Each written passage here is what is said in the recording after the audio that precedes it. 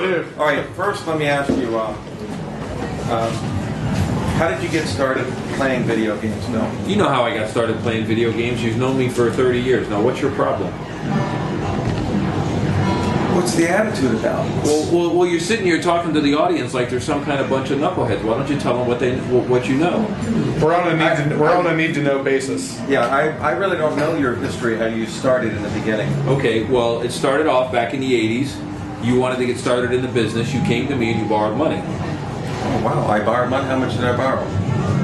Like now we have the selective memory here. Oh, okay. 100 grand. If it was only 100 grand, I wouldn't be worried about it. Right. Okay. We'll skip that part. If it was only 100. He's got a drawer full of IOU cards. Yeah, I have a lot of IOU cards. No, the truth of the matter was, back in the 80s, way back, I played pinball. A lot of pinball.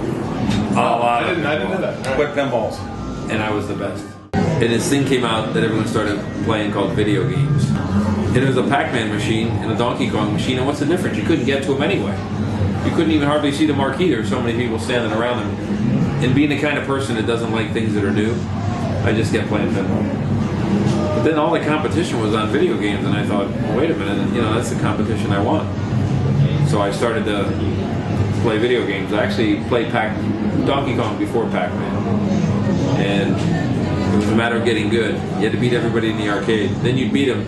You'd say, come on, there's nobody left. So then you'd go to other arcades. You'd see who's good there. You'd see the high scores. You'd beat them. It got to the point where you're traveling to different arcades. Then you're hearing about people that say they could beat you. But when you meet up with them, they couldn't. So then you start trying to look nationally as to who keeps scores and who keeps world records. And when you called companies, when you called manufacturers, they didn't know anything. And all they would do is they'd say, well, you should talk to your local distributor, and they'd give you the number to the local distributor. The local distributors were like a bunch of used car salesmen. Oh, we don't really know about that, son. We just collect the quarters. You know what I mean? That's about the way they sounded. Right. And they truly didn't know anything. They didn't know about contests, high scores, world records, anything. And then one day, in a magazine, somebody had come across Twin Galaxies in a joystick magazine. So now I had finally found a clearinghouse for high video game scores and world records.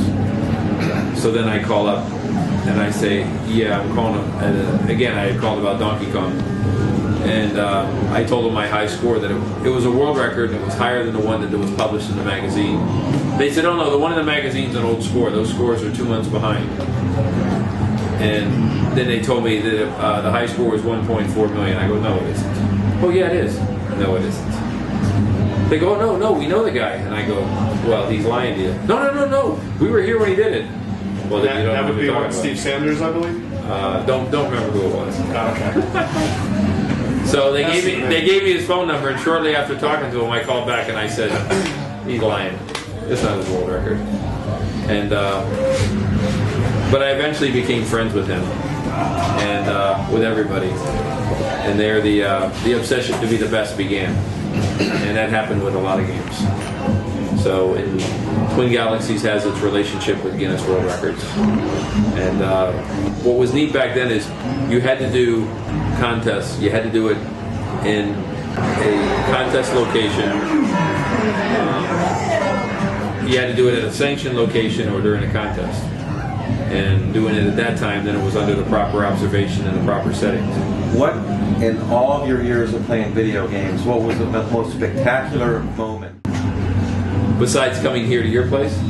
No, the absolute highlight Of your entire career? was being flown to Japan. And it Wait a wasn't minute, I thought you were going to say the perfect Pac-Man. after the perfect Pac-Man, being flown to Japan to the Tokyo Game Show. With and most 30 people, girls? most people would think that it was being there on stage and being crowned video game player of the century. And I suppose that's close to being the truth. But the truth is, being in the office of Namco and being in the office of Masaya Nakamura, the father of Pac-Man, what I call the godfather of video games, there in front of his inner circle of programmers and marketing people, there was about 9 of them seated across from me. I told him, I said, there's not a kid in the world that's ever played video games that wouldn't want to be in this seat right here, right now. And he was amazed because I told him it was the second time we had ever met. he didn't remember the first time, which was in 1983. And so I got him in front of me, and I thought, geez, I can finally ask all these questions. And I started asking him questions about things that happen in Pac-Man towards the end that are unexplained. And they talk back, they get the question translated, they talk back and forth.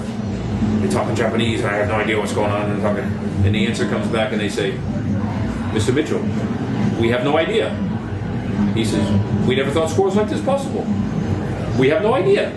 You know far more about Pac-Man than we know. And I thought, oh. The creator. Right. And the fact of the matter is, it immediately became aware to me. It's as fascinated as I was sitting there in front of them, the questions started coming at me. They were far more fascinated that they were sitting in front of me than I was in front of them. That was really incredible. To this day, if you call them and you ask them a Pac-Man question it's too difficult or they're uncertain of, then they'll give you my contact to call and ask me. We just run program. We don't know how it falls together. What game would you rate classic games that you never had a chance to play that you like but you never actually got a chance to master it? None. So just the 5 games that you played? More than 5. But if I wanted to master it, I did. Yeah. Because back then I could play for 40 or 50 or 60 hours a week. Because I didn't have any responsibilities. Kind of like the way you are today. Right, exactly. No responsibilities. Right. Yeah. But as life goes on, as they deal you a wife and kids and business and money and responsibilities, it comes down to choices. Mm-hmm. So, and I try to make the right choices. Not like yourself. Right, exactly. Okay, we know that. All right, question from the gentleman here. Question? I have no questions. I'm just listening. I'm the interviewer. So you can ask me a question. I have a question. So how's Walter Day doing lately? Walter, he's doing pretty good. He says he's going to start a career in music. He should. I've heard some of his songs. They're good, actually. From the film. From the documentary, he played a couple when he was in Iowa. You must have heard other songs. All right, you said it, not me. In your opinion, who is the best classic arcade video game player of all time? And a true, honest answer. And you can be cocky, that's fine. Be it me, I'm not going to say me. But let me say that everything I am as a game player, I owe to Chris Ira.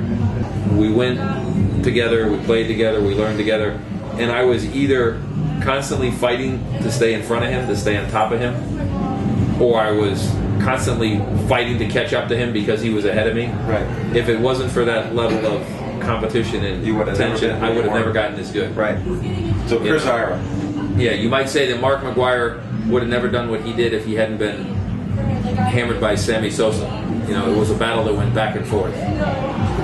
So the truth is, yeah, everything I am, I owe to Chris. So I would have to say that he's the best classic gamer. There wasn't a game that he tried to conquer that he didn't. Right. Overall game players, it'd be hard for me to not say Todd Rogers.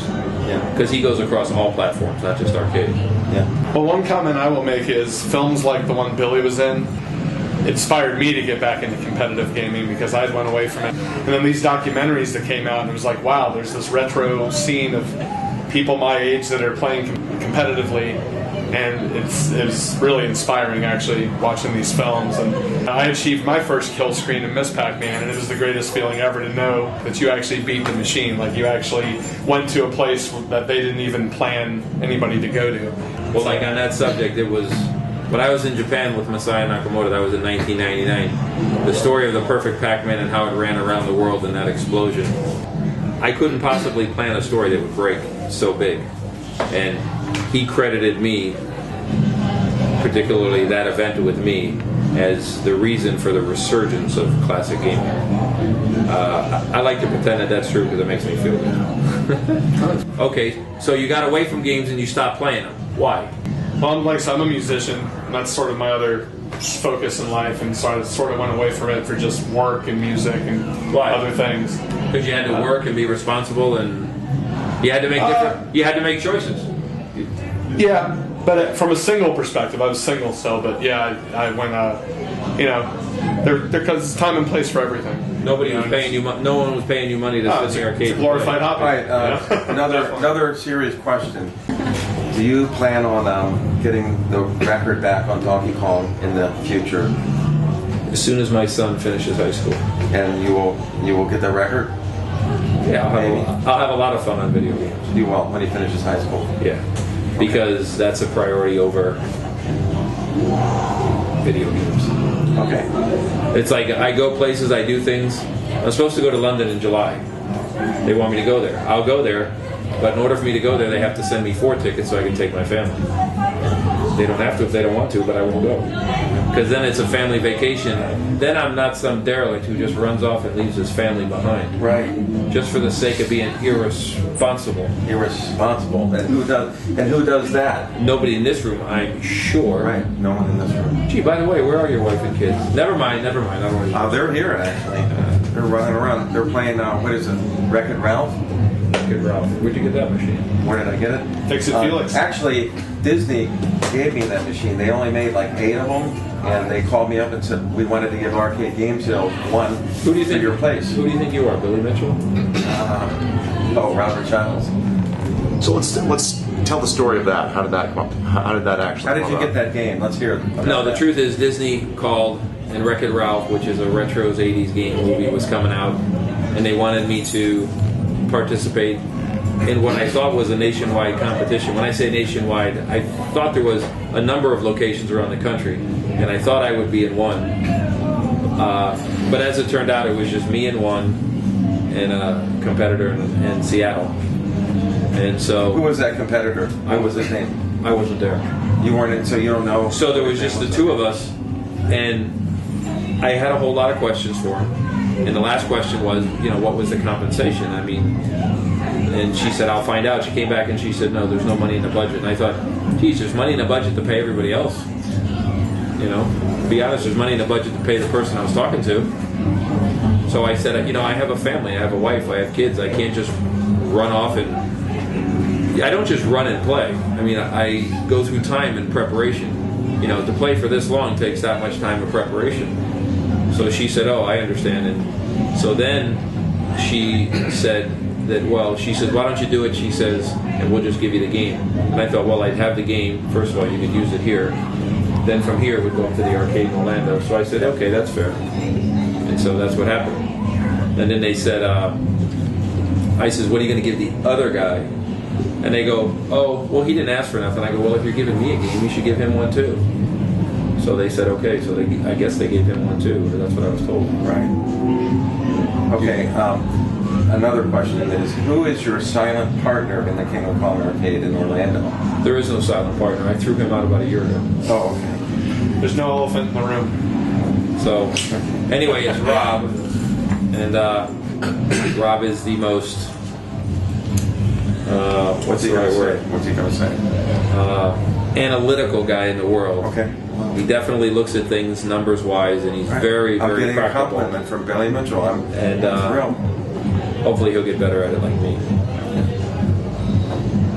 I don't give away too many compliments. No. Haven't you seen the movies? Yeah, I have. Well, don't be fooled. I'm not as nice as the movies make me out to be. That's true. Yeah. And we got a Tempest, about to be a Tempest World Champion too here. Yeah. He owes me $1,000 For 20 years. He owes me $1,000 for that, or just in general. No, because what happened was... All right, tell us the story about the $1,000. Well, the Tempest was there, and he said, we made an agreement publicly. He says he would get the world record within 1 year, and I said, not a chance, no way. And so there we publicly agreed, and we bet $1,000. And then we did double or nothing. Oh, we did? Okay, that's good, because you still haven't got it, so now it's $2,000. We've done it about 4 years now, double or nothing. So there's interest on that. It's up to $8,000. He still doesn't have it. Well, how long are we going to go at it? And I really would like to collect. I do have a wife and children and all that kind of stuff. Well, I've got some money actually down in that drawer right here. I can pay you right now. No, there's a lot of pennies in there. So. No, I've got it here. Would you like me to pay you? You're going down. Is this back to the Disney money? There you go. All right, the bet's all there. Wait a minute, it's all in ones. It's like strip club. No, those are hundreds. The notoriety that you've gotten, like say since, like you mentioned, '06 when it was King of Kong and what was the other one?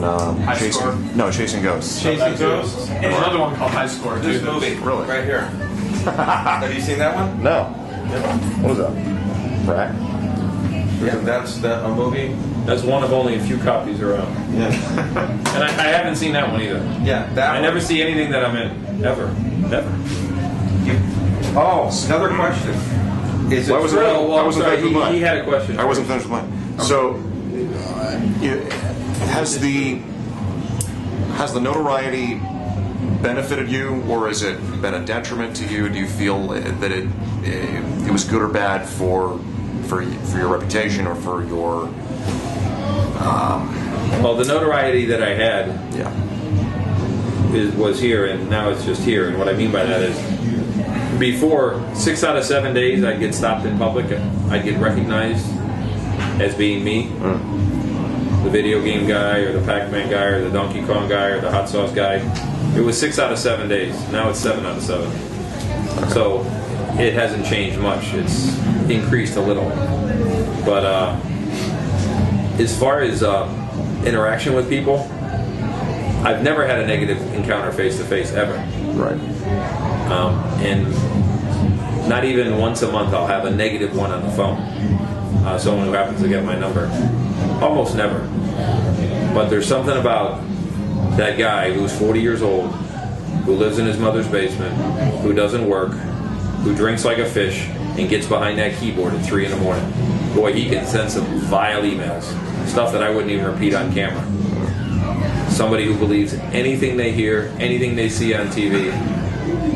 I kind of wonder who they voted for in the election.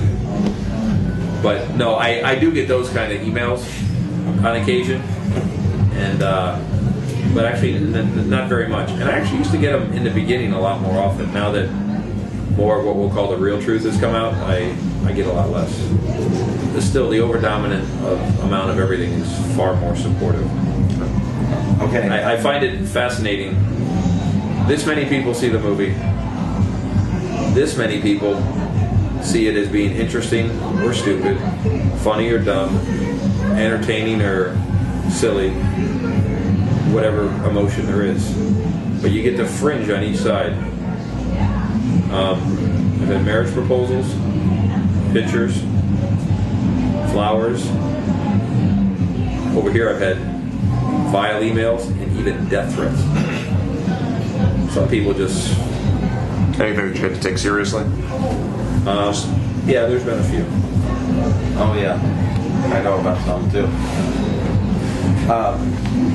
And one other question: is it true that you actually have never seen The King of Kong? You've never watched? Have you watched parts of it at least?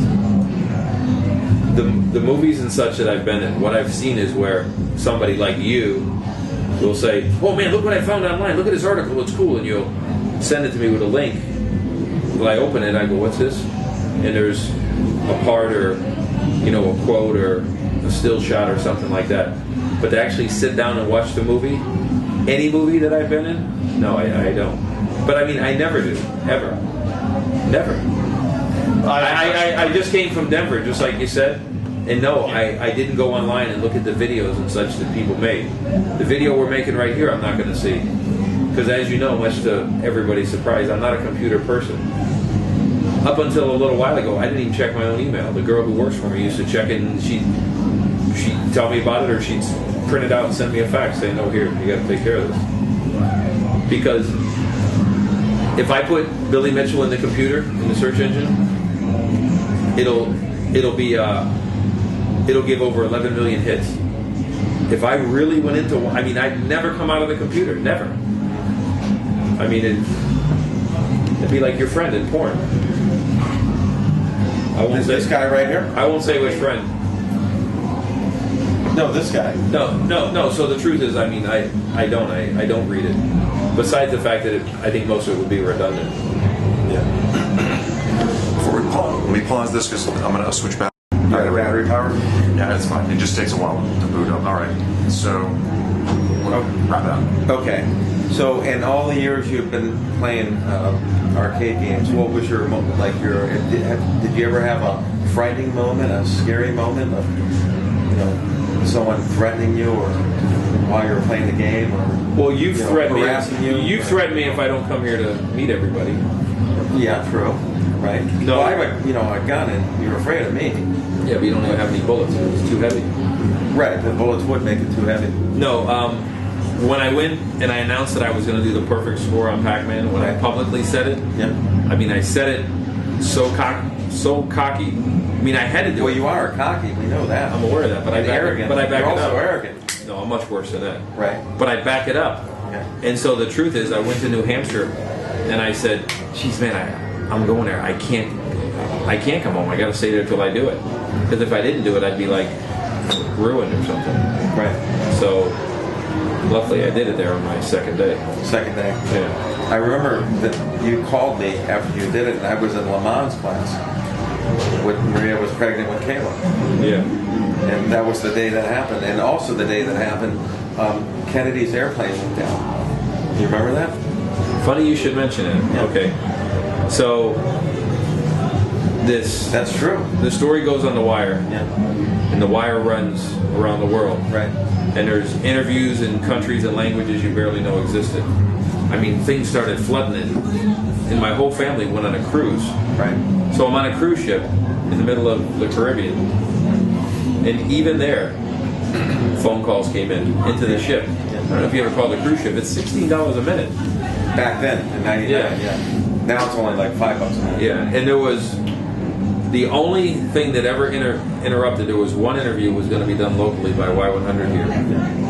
In the morning that they were going to call me, and I know them, so I mean I couldn't tell them no or say, "Gee, I'm on vacation or I'm busy." So I said, "Okay." Right. And when they went to call me, they didn't call me, and I thought, "Oh, okay, they didn't call me. Good." When I got back, they said the reason why they didn't call me was that morning was the morning that they found Kennedy's body. Right. So that story sort of took over. Yeah, it took over a little bit. But Imagine that, Kennedy's body instead of Pac-Man. I mean, I thought they don't have their priorities. You would straight. think the perfect Pac-Man would have presidents. Yeah, of course. So, yeah. Okay. Okay. Great. That works. Good. Security, keep her out. What do you need?